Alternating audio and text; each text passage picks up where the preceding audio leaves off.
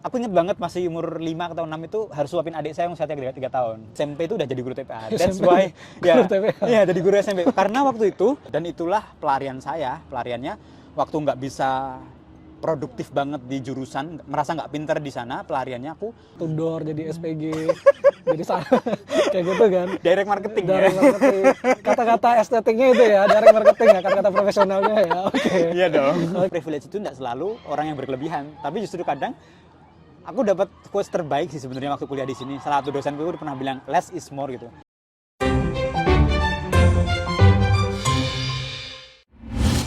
Assalamualaikum warahmatullahi wabarakatuh. Selamat pagi teman-teman. Kembali lagi bersama kami, Guga Project. Pada kali ini kita kedatangan tamu yang sangat spektakuler. Yang biasanya dia duduk di sebelah kanan sebagai MC. Tapi kali ini dia sebagai pembicara. Ini adalah Mas Tri Handoko. Selamat pagi teman-teman. Apa kabar Mas Tri? Alhamdulillah baik. Oke. Gimana Mas Randi, gimana kabarnya?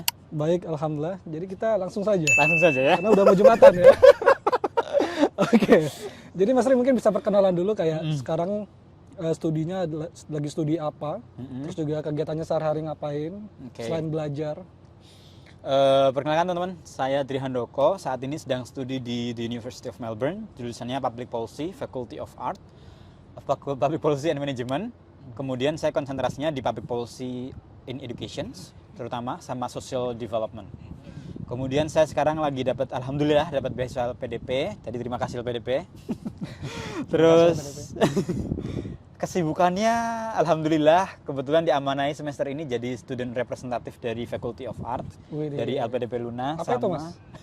Jadi kayak ketua kelas aja sih, jadi kayak mewakili teman-teman penerima beasiswa LPDP di Faculty of Art itu kan banyak ya, ada beberapa jurusan, ada International Relations, Public Policy, ada Cultural dan seterusnya. Itu mereka butuh satu perwakilan yang harus mewakili mereka untuk mengkomunikasikan permasalahan kebutuhan mahasiswa di sini dengan LPDP.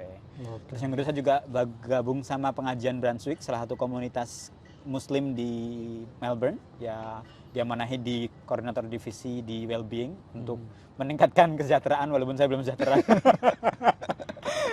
Itu sih Randi, itu aja, nggak sibuk-sibuk banget kok. Oke, sebelum kita berbicara lebih jauh tentang masa kini, mungkin kita harus tarik dulu ke belakang ya. Oh gitu. Mas Tri dulu masa kecilnya gimana? Kayak didikan dari orang tua, apakah sudah haji? Belum. Jadi saya belum haji dan orang tua saya belum haji ya. Tapi akan haji ya. Amin ya Allah. Amin. Okay. Semoga.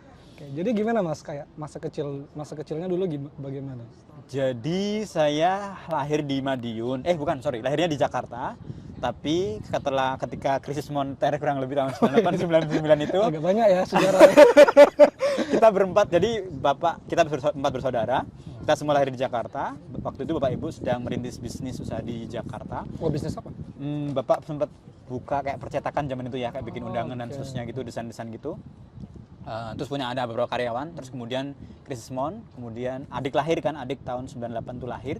97-98, terus kemudian kita pindah pulang ke Madiun karena di Jakarta udah gak sustain lagi, gak kondusif lagi untuk bisnisnya orang tua, kemudian pulanglah Madiun.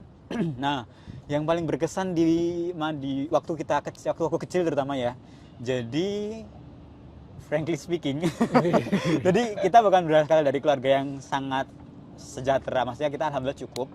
Tapi orang tua sangat-sangat struggle untuk membesarkan kita semua, berjuang luar biasa, terutama ibu ya. Karena waktu itu bapak juga coba usaha ini itu banyak sekali jualan. Waktu itu krisis moneter. Masih awal-awal tahun 2000, sebelum 2000 sampai awal 2000 itu kan orang tua sangat berjuang sekali dengan anak 4 dan jarak kita tuh deket-deket. Jadi kakak pertama sama kakak kedua tuh cuma 3 tahun, saya sama kakak kedua cuma 2 tahun, saya sama adik 2 tahun. Jadi kayak sangat mungkin saat itu ya dengan kondisi yang ekonomi yang lumayan susah, jadi lumayan harus berjuang. Waktu itu saya ingat ibu tuh berangkat ke Malaysia atau Singapura waktu TKW, waktu saya masih SMP. Oh, ibunya TKW? Waktu saya masih TK kalau nggak salah. Jadi saat itu benar-benar yang saya pelajari. TK, ibunya TKW. Saya masih belajar di TK, mungkin kelas 5 kali ya, 5 atau 6 aku lupa. Nah itu ibu berangkat kan. Jadi waktu itu yang aku ingat tuh kayak kita dari kecil tuh udah diajarin untuk lipat baju sendiri, terus beres-beres rumah sendiri dan seterusnya, dan kita harus nggak ada yang bakal ngingetin kamu waktunya ngerjain PR ya, kamu harus belajar sendiri gitu. Jadi kayak itu yang mungkin aku ingat masa kecil tuh bener-bener kita dituntut untuk mandiri. Sampai aku ngeinget waktu itu salah satu momen tuh mau ujian, tapi aku ngerti kakakku habis gantung pakaian waktu pagi sebelum berangkat sekolah itu, karena aku nggak tahu gimana kepikiran, aku kayak ngangkat jemuran aja langsung dari pakai kayu gitu, ambil kayu panjang terus kemudian diambilin yang di tinggi-tinggi gitu. Jadi maksudnya yang aku pelajarin banget waktu kecil, memang kita bukan terlahir dari orang yang sangat cukup sekali ekonominya, bahkan sempat beberapa kali waktu SMP SMA kan kita dulu harus bayar seragam dulu ya. Itu kita nggak ada uang, akhirnya bapak itu harus pinjam ke sana kemari buat sekolah. Tapi aku yakin orang tua kami sudah melakukan yang terbaik untuk kita, dan alhamdulillah kami semua bisa sekolah sampai alhamdulillah dapat beasiswa waktu SMK, kemudian S1 juga dapat beasiswa dua-duanya, S2 juga alhamdulillah beasiswa lagi. Jadi maksudnya semua dinamika perjalanan hidup tuh kayak berikan pelajaran berharga buat kami berempat ya, yang terlahir dari ekonomi yang sangat terbatas gitu. Maksudnya ya kita terbiasa dengan situasi yang tidak sangat nyaman, yang harus kita akhirnya saat ini sekarang alhamdulillah sudah agak berkecukupan, kita selalu berpikir gimana caranya kita bisa bantu orang lain, karena orang itu kadang nggak selalu meminta, kadang justru kita yang harus mengawali untuk barangkali dia butuh bantuan, makanya kita jangan sungkan untuk menawarkan bantuan buat teman kita yang mungkin barangkali butuh. Oke, jadi dari TK itu ibu udah berangkat dari TK sampai itu berapa tahun? lama banget, tapi cuman kayak 3 tahun sekali, 4 tahun sekali itu pulang. Iya. Oke. Waktu yang cukup lama banget. Jadi kayak Terus gimana mendapatkan sosok ibunya dari bapak atau gimana mendapatkan sosok keibuan, kayak apakah kan zaman dulu mungkin kayaknya apakah udah bisa teleponan video call, kayaknya belum ada ya? mungkin telepon aja sih, Telepon aja. tapi itu kayaknya waktu udah mulai kelas 6 SD ke atas ya, sebelum itu jarang banget telepon, mungkin kayak numpang di teleponnya tetangga gitu, kita harus datang ke rumah tetangga baru bisa telepon kayak gitu. Gimana menggantikan sosok peran ibu, sebenarnya nggak ada, maksudnya jujur sendiri nggak ada ya, tapi alhamdulillahnya waktu itu keluarga dari bapak itu kan bapak 11 bersaudara. Jadi bapak keluarga besar, cuman memang tinggalnya berjauh-jauhan, ada yang Jakarta, ada yang di Bali dan seterusnya, terpisah-pisah. Tapi ada salah satu adiknya bapak yang di Madiun, waktu itu beliau berkenan untuk membantu. Jadi kayak misalkan kakakku yang nomor 2 itu pulang sekolah, diminta buat ke rumahnya, aku panggilnya bule ya, kayak adiknya ya bapak itu bule, untuk ambil makanan kayak gitu. Jadi kita dibantu suplai secara makanan, ekonomi dan seterusnya, sedikit dibantu sama beliau. Cuman kalau figurnya ibu, jujur memang kayak nggak dapet akhirnya ya. Jadi itu mungkin yang aku sekarang sadari, bahwa mungkin aku dan juga mungkin ada sebagian saudaraku mungkin juga we have any like bukan ekonomi, tapi kayak emotional problems. Jadi kayak kita kurang bisa mengendalikan emosi di saat-saat tertentu, karena mungkin memang di saat itu, karena saya belajar psikologi ya, karena saya sekarang jadi orang tua, jadi kayak memahami sebab-sebab perilaku, kenapa ada orang yang marahnya itu bisa sangat-sangat emosional sekali, kenapa ada orang yang tidak bisa menyembuhkan dirinya ketika lagi sedih yang berlarut gitu, dan seterusnya. Mungkin aku adalah satu orang yang mungkin merasakan itu ya. Jadi kayak akhirnya ada minus di waktu itu, luka yang belum tersembuhkan, yang kita akhirnya dituntut untuk dewasa sebelum waktunya. Karena saya juga waktu itu harus, aku inget banget masih umur 5 atau 6 itu harus suapin adik saya yang usianya 3 tahun. Jadi kayak ya mungkin masih lebih baik lah dibandingkan saudara-saudara kami di Gaza ya. Tapi menurutku itu kayak percepatan yang luar biasa, yang harusnya anak-anak di usia tersebut masih banyak harus dibasuh sama orang tua gitu kan. Tapi alhamdulillah qadarullah juga, Allah tuh terbaik emang.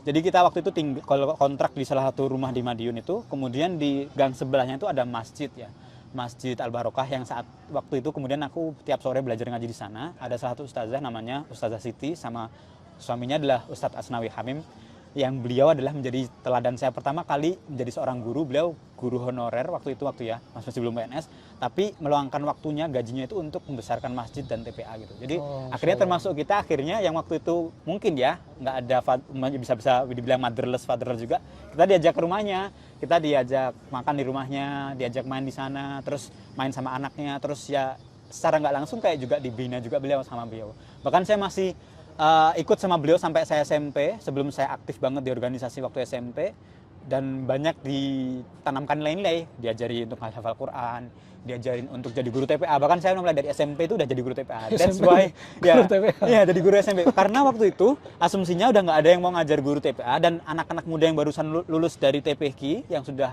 lulus Al-Quran dan gurunya ngajinya bagus tuh mereka langsung merantau ke kota gitu kan. Jadi akhirnya kayak kita nggak ada anak muda. Jadi aku mungkin bisa bilang anak yang paling kecil di situ, yang harusnya masih menikmati waktu bermainku sama teman-teman, tapi disuruh ngajar.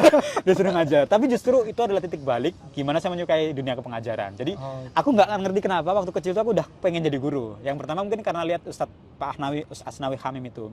Beliau tuh kayak ngajarin tuh sabar banget, terus ngajarin kita tuh dengan metode yang sangat menyenangkan, banyak senyumnya, terus nggak ada beban gitu kita diajarinnya. Dan saat itu akhirnya mungkin menyenangi. Mungkin itu ya Allah kasih hikmah di balik beberapa kekurangan yang kita miliki, tapi alhamdulillah. Berarti ada sosok guru yang sangat yang mengubah diri Mas Rik di waktu Betul, itu. betul, ya kan? betul. Oke. Itu sih. Terus berarti sekarang passionnya adalah menjadi seorang guru kan? Iya, Iya kan? pengen jadi pengajar, jadi mendidik sih. Nah sebelum itu kan SMA-nya STM ya? Betul. Terus itu gimana? Gimana seorang anak STM itu menjadi guru itu gimana? Kayak gitu. Kenapa ngambil STM awalnya? Jadi awalnya sebelum masuk ke STM SMP itu aku tuh udah menikmati dunia ngajar di TPA kan. Maksudnya kayak walaupun orang bilang capek banget ngurusin orang lain dan seterusnya, tapi aku ngerasa bahwa berbagi, sharing, terus ketika lihat orang bisa mendapatkan ilmu dan dia bahagia, kemudian bisa menerapkan apa yang kita sharing kan, menikmati itu kayak kepuasan yang nggak terbayar menurutku. Jadi kayak self satisfaction-nya tuh bisa di situ kalau aku pribadi. Nah, kemudian singkat cerita waktu SMP kelas 3, sebenarnya aku udah curiga dan pengen belajar agama sebenarnya. Mau masuk ke Madrasah Aliyah kalau nggak salah waktu itu, yang jurusannya itu mau ke Mesir kalau nggak salah, di pendidikan Arab, bahasa Arab gitu. Cuman orang tua nggak mengizinkan karena orang tua bilang, kakakku yang pertama itu kan lulus SMK jurusan multimedia dan beliau mendapatkan PMDK, diterima beasiswa di Jogja gitu intinya. Dengan SMK-nya karena berprestasi juga. Kemudian kakak yang kedua itu teknik listrik di STM, SMK juga. Kemudian beliau juga langsung di tambang. Nah, lihat historinya kakak-kakak itu, bapak itu berkesimpulan bahwa SMK itu terbaik karena yang kita butuhkan tuh kamu langsung kerja, kamu nggak usah kuliah dulu gitu. Karena lebih terfokus ya. Karena ngelihatnya kamu mau kuliah juga bisa kayak mbakmu, kamu mau kerja kayak masmu bisa langsung. Dan saat itu frankly speakingnya, mas itu memang waktu itu lulus dari SMK langsung ditambang itu gajinya gede. Bahkan alhamdulillah sudah sampai sekarang sudah bisa bangun rumah orang tua gitu. Jadi itu yang bikin kayak bapak tuh pengen harapan besar kayak masmu aja lah gitu. Berarti masuk SMK gitu. Jadi dipaksa buat masuk SMK, jurusan teknik mesin. Even saya tuh nggak ngerti. Jangan kan waktu itu kayak kunci, obeng apa itu nggak ngerti, masuk bengkel sama itu. Saya tuh bahkan waktu di SMK itu aja. Tiap masuk bengkel mau ngerjain project itu pasti manggil teman saya untuk jadi bantuin saya karena saya yakin saya sendiri nggak bisa ngerjain. Jujur beneran. Mungkin kalau ada teman-teman saya di STM pasti ingat saya pasti hopeless lah kalau lihat saya kerjaan di teknik mesin itu. Terus kehidupan di SMK itu gimana? Mas kan stigmanya adalah SMK kan yang kayak sering tawuran, rame gitu ya. Terus gimana sosok Mas Rik berada di sana itu gimana?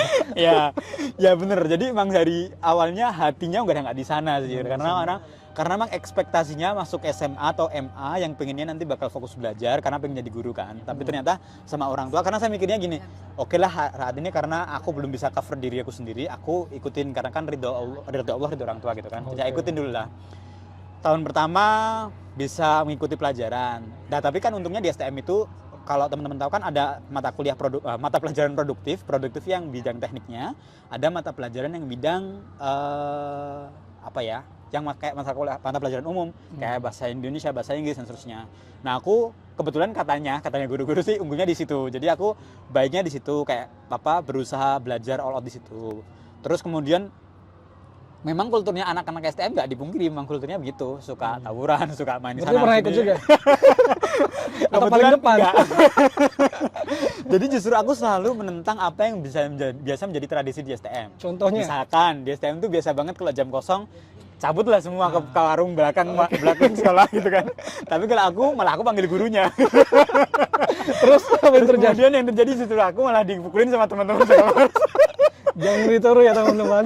Jadi justru aku nggak tahu ya, mungkin karena aku adalah punya, kalau orang bakat bilang tuh kayak punya orang yang strict forward to the rules gitu. Jadi aku orang yang suka banget apa harusnya, apa tujuannya, apa aturannya kita ikutin gitu kan. Tapi kan kalau anak-anak muda kan memang fitrahnya mencoba hal yang baru yang mungkin kayak gitu ya. Tapi ya udah akhirnya aku nggak banyak punya teman malah emang di STM. Oh, karena karena aku memang berbeda sama mereka yang suka main-main. Bahkan mereka main bola pun aku paling cuman liatin doang terus lari jogging gitu aja. Tapi memang karena beda aja, maksudnya beda aja kesukaannya gitu. Akhirnya sebagai pelarian waktu STM aku inget, alhamdulillahnya waktu itu ada kayak English Club gitu kan. Jadi kayak di SMK itu di SMK ada, alhamdulillah. Jadi sama guru itu udah di screening. Jadi kita suruh perkenalan pakai bahasa Inggris. Si gurunya itu minta kita perkenalan pakai bahasa Inggris. Tapi aku catat tuh, si guru tuh nanya apa aja ke teman-temanku. Sebelum gurunya tanya, aku udah jawab duluan. Dikirain saya pinter, padahal saya nyiapin. Akhirnya waktu itu kamu besok ikut seleksi lomba debat ya, guru langsung bilang gitu. Oh, langsung lomba debat. Iya, jadi waktu itu kita langsung diseleksi untuk mewakili jurusan, nanti jurusan mewakili sekolah. Jadi alhamdulillah terpilih lomba debat bahasa Inggris jadi dari SMK. Dan itulah pelarian saya, pelariannya waktu nggak bisa produktif banget di jurusan, merasa nggak pinter di sana, pelariannya aku ikut lomba debat, ikut pramuka, ikut OSIS, PMR dan seterusnya. Itu pelarian saya akhirnya. Oke. Jadi walaupun sebenarnya berada di posisi sebenarnya nggak mau, tetapi kayak masih mencoba untuk adjust ya, yang selagi bisa kita lakukan kita lakuin gitu kan. Benar. Walaupun hatinya udah against Bener teknik mesin banget. segala macam, tapi tetap aja kayak gitu kan, passionnya nggak di sana, tapi mencari sesuatu yang lain yang lebih produktif gitu kan. Betul. Oke. Walaupun waktu itu banyak dihujat sama teman-teman waktu SMP kan, nggak usah sekolah di sini, sekolah di SMA aja, pindah gitu. Pokoknya bener-bener kayak udah public enemy lah kalau waktu di SMK dulu. Terus mentalnya gimana itu? Mentalnya aku bodo amat. Bodo amat ya. Jadi emang belajar waktu itu emang benar-benar belajar bodo amat waktu itu karena ya udah kita emang beda kelas aja. Ih gaya banget. Betul. Nggak gitu. Selagi kita merasa kita benar, taat dengan peraturan, kita tetap teruskan, lanjutkan. Benar. Terus kuliah, Kuliah S1 Ilmu Politik di Universitas Erlangga. dari teknik mesin, ilmu politik. Itu ada belajar politik nggak di SMK? Jadi enggak. Jadi sebetulnya ada dua hal yang bikin aku terinspirasi. Paling lesson learned selama di SMK itu. Yang pertama adalah dari debat itu akhirnya aku belajar bahwa banyak banget loh social problem, economic issue itu yang kita pelajarin itu waktu SMK. Maksudnya aku bersyukur banget, even aku nggak dapet skill ngelas, ngegerinda ataupun pekerjaan teknik mesin yang lain-lain, tapi hikmah yang terbesar yang aku pelajari adalah aku belajar banyak hal tentang economic issue, political issue itu di English debate. Nah waktu itu merasa apa ya pelajar atau kuliah yang bisa mengantarkan aku memahami tentang dinamika politik sosial di masyarakat itu. Supaya aku pengen ke depan tuh pengen berkontribusi untuk menyumbang draft untuk memberikan kebijakan-kebijakan pemerintah yang lebih baik gitu. Karena kita tahu kalau banyak banget yang kontraproduktif gitu kan selama waktu itu kan sampai sekarang. Akhirnya ya udah riset jurusan apa yang ada, ternyata ada Fakultas Ilmu Sosial dan Politik, jurusannya Ilmu Politik karena dia mempelajari tentang sistem politik, sistem pemerintahan dan juga kebijakan publik di situ.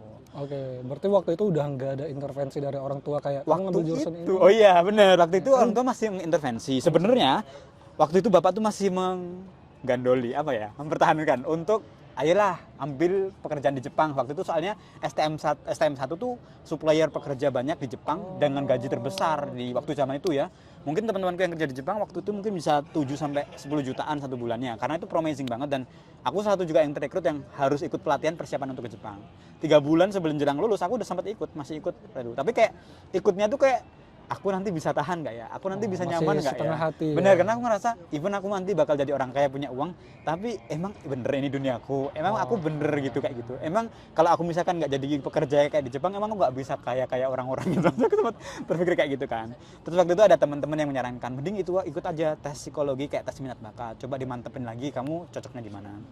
Saat itu bapak meminta kalau nggak di PLN atau di Jepang itu tadi, karena bapak tahu itu adalah pekerjaan yang sangat-sangat menjanjikan lah untuk ekonomi kan.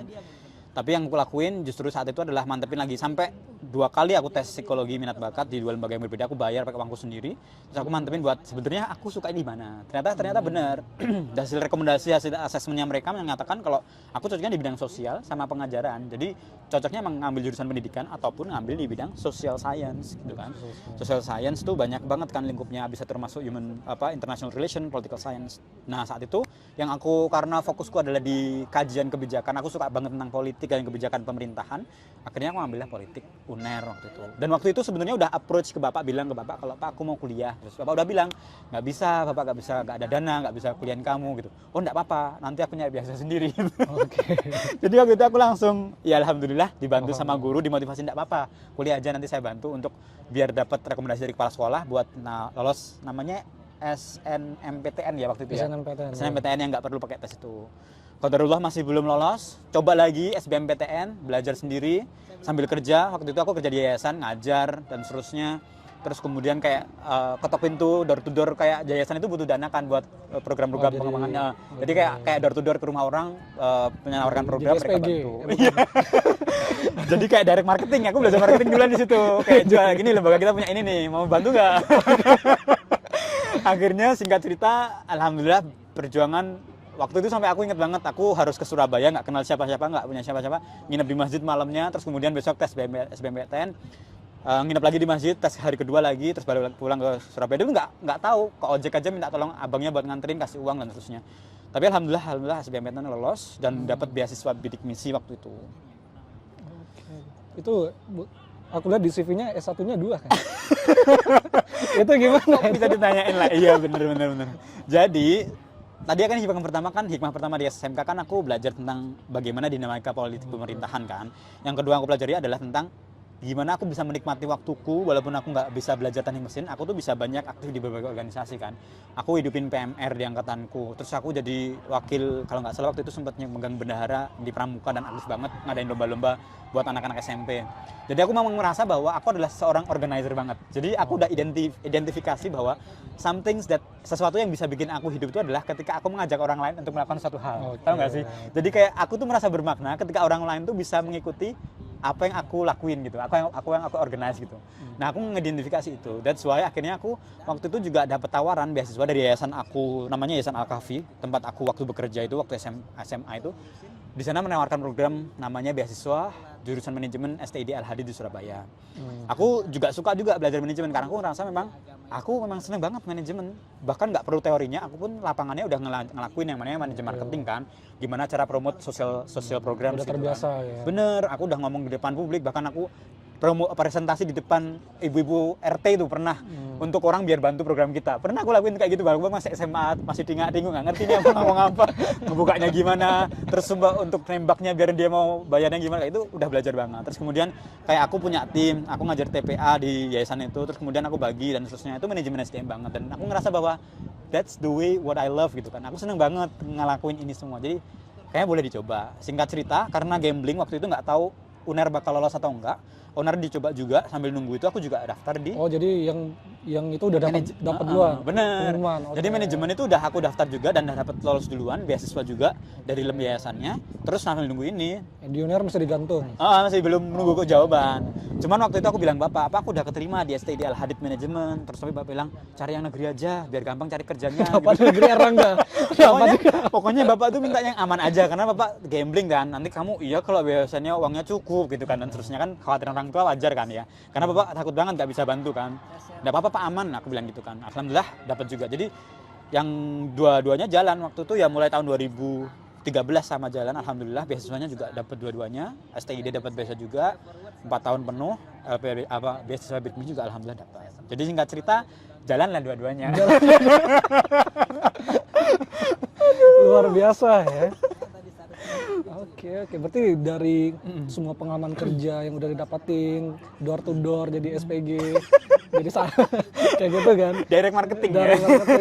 Kata-kata estetiknya itu ya, direct marketing ya, kata-kata profesionalnya ya. Oke. Iya dong. Oke, jadi direct marketing itu itulah membuat Mas mau mengambil resiko untuk S1-nya 2 kali. Sebenarnya itu waktu di tengah jalan Ran, itu sempat kayak desperate banget, kayak pengen nyerah gitu, kayak ngerasa capek banget karena bayangin aja. Karena 2 kali, kan paginya terus malamnya. Betul. Kan? Jadi pagi, siang, malam. Jadi pagi itu pasti karena di UNER itu kan kita semester awal nggak bisa milih jadwalnya. Akhirnya ya kita udah mau nggak mau ngambil itu kan. Akhirnya yang di sana itu juga harus ngalahin. Akhirnya kita sempat sesekali ngulang mata kuliah di beberapa mata kuliah di UNER maupun di yang manajemen. Tapi alhamdulillah semuanya bisa jalan, walaupun di semester 3 kayak aku udah bener-bener udah kayak mau desperate banget, udah pengen nyerah, udah pengen ninggalin. Tapi waktu itu justru nggak pengen yang di UNER. Kenapa? Karena di UNER itu waktu itu jujur ya, kalau aku boleh bilang politik kampusnya main banget. Jadi bukan kultur belajar social science-nya yang gue dapet, tapi justru politik kampusnya. Jadi kayak teman-teman tuh ada beberapa kayak organisasi intra kampus maupun ekstra kampus tuh yang justru malah banyak bergerak dan mewarnai kampus. Jadi kayak bukan diskusi keilmuan, tapi justru kayak politik praktis gitu. Okay. Nah, di lain sisi di kampus manajemen itu justru malah yang banyak keilmuannya. Kita ada grup diskusi, kita ada debate club juga di sana. Aku juga English debate di sana, mewakili STID Al-Hadid, sempat mewakili lomba debat. Jadi aku ngerasa kayak ini lebih menjanjikan, walaupun itu lingkungan akademisnya lebih dapat. Lebih dapatnya ketika di manajemen itu. Makanya kalau social science-nya aku cuman asal lulus aja.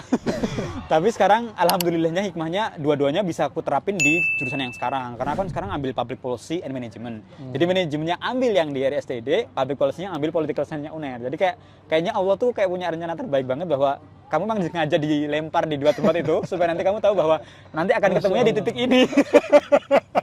Dan itulah yang jadi kayak connecting dots waktu aku bikin esai, bahwa nggak ada yang sia-sia yang aku pelajarin selama itu. Walaupun aku merasa desperate, aku merasa useless, merasa di mana sedihnya banget itu adalah teman-temanku Sabtu Minggu bisa jalan-jalan dong, mereka ikut jogging, mereka ikut kegiatan mahasiswa, aku nggak bisa menikmati apapun. masa mudanya ya? Bener, bisa punya teman baru lah, nongkrong sana sini lah, aku nggak ada, karena aku harus bener-bener malamnya harus ngerjain tugas ini, besok ada deadline yang lain lagi, besok persiapan buat lomba debat dan seterusnya. Jadi kayak waktu udah bener-bener habis buat itu semua.